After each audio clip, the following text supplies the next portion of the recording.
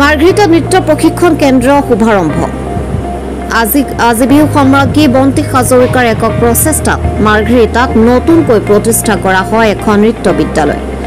বুধবাৰে আবেলি বিহু সম্ৰাজ্ঞী বন্তি হাজৰিকাৰ বাসগৃহত এই উপলক্ষে আয়োজিত এখন সভাত আনুষ্ঠানিকভাৱে শুভ উন্মোচন কৰা হয় নৃত্য বিদ্যালয়খন।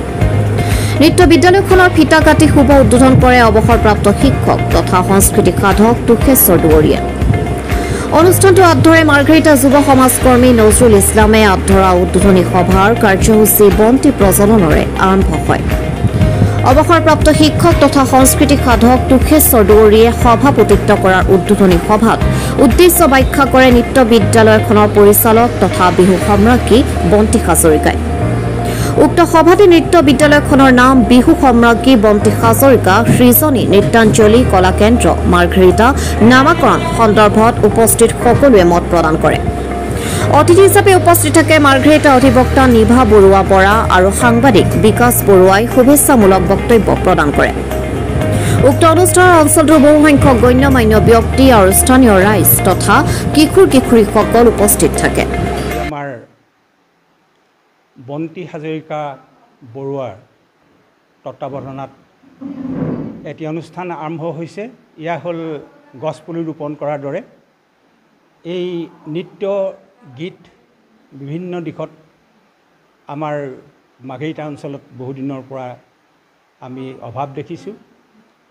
ইয়াত যদি এই বন্তি হাজৰিকা এই বৰুৱাৰ প্ৰচেষ্টাত এইখিনি আমি যদি দেখিবলৈ পাওঁ, উন্নতি দেখিবলৈ পাওঁ, আমি সকলোৱে গৌৰৱান্বিত হ'ম।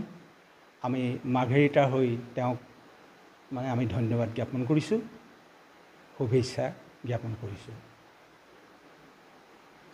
আৰু বিশেষ কি ক'ম, তেওঁ মোৰ চুবুৰীয়া ওচৰতে আছে। তেওঁ বিভিন্ন নৃত্য প্ৰদৰ্শন আমি মাৰ্ঘেৰিটাত আশে পাশে দেখি আছোঁ। তাৰোপৰি তেওঁ অলপতে এই মাৰ্ঘেৰিটাৰ বিহু অনুষ্ঠানত তেওঁ এটি অনুষ্ঠান পৰিৱেশন কৰিছিলে। তাতো তেওঁ ভূয়সী প্ৰশংসা লাভ কৰিছিলে। আৰু মই ভাবোঁ যদি চেষ্টা কৰে তেওঁ উন্নতি হ'ব আৰু আগবাঢ়ি যাব। আমি ওচৰত আছোঁ আৰু আমি কিছু হ'লেও উপদেষ্টা হিচাপে, দৰ্শক হিচাপে আৰু মাৰ্ঘেৰিটাৰ অঞ্চলৰ এজন শুভাকাংক্ষী হিচাপে তেওঁলৈ আমি ধন্যবাদ আৰু আশীৰ্বাদ প্ৰদান কৰিছোঁ। এই অঞ্চললৈ মই বিয়া হৈ আহিছোঁ আৰু এটা সপোন আছিলে, বিয়া হোৱাৰ পাছতো এটা সপোন আছিলে যে মই স্কুল এখন খুলিম ভৱিষ্যতলৈ। আৰু মোৰ কণ শিশুসকল যাতে তেওঁলোকক মই যিখিনি শিকিছিলোঁ, মোৰ যিখিনি বিদ্যা আছিলে সেইখিনি তেওঁলোকক মই যাতে দি যাব পাৰোঁ ভাল ধৰণে। আৰু বিহুৰ ওপৰত যিখিনি খুঁটি নাটি আমাৰ যি এতিয়া নৱপ্ৰজন্মসকলে যি ভুল কিছুমান কৰি আছে, যিবোৰ আমাৰ ধৰক বিহুৰ ওপৰত যিটো আমাৰ বিকৃতি ঘটি আছে বুলি কয় যে, সেই বস্তুটো যাতে মই তেওঁলোকৰ মাজৰ পৰা মই নাইকিয়া কৰিব বিচাৰিছোঁ। আৰু যিহে নহওক আমাৰ বিহু নাচৰ যিখিনি আমাৰ ভংগীমা, যিটো আমাৰ ভংগীমা বুলি কয়, বিহু আমি নাচ নে নৃত্য নে কি, সেইখিনি আমি সকলো পৰা আমি শিকাই যাব বিচাৰিছোঁ।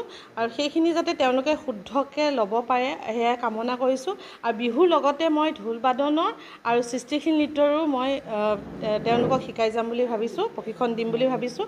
আৰু সেয়ে মই ভাবোঁ যে আমাৰ এই অঞ্চলৰ পৰা যিসকল কণ শিশুসকল আছে তেওঁলোকক ভাল ধৰণে মই শিকাই পিনি আগবঢ়াই লৈ যাব পাৰোঁ, তাৰে মোৰ আশা। কোনোবাই যদি প্ৰশিক্ষণ ল'ব বিচাৰে কেনেকৈ যোগাযোগ কৰিব লাগিব?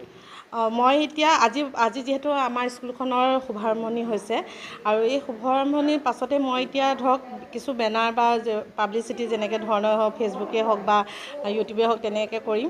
আৰু ঠিক তাৰ পাছতে সেই তেনেধৰণে যোগাযোগ কৰিব। আৰু আমাৰ যিহেতু কমিটিখন আছে, কমিটিসকলৰো সেই তেনেকৈ সহায় সহযোগিতাখিনি আগবঢ়াব বুলি মই আশা ৰাখিলোঁ।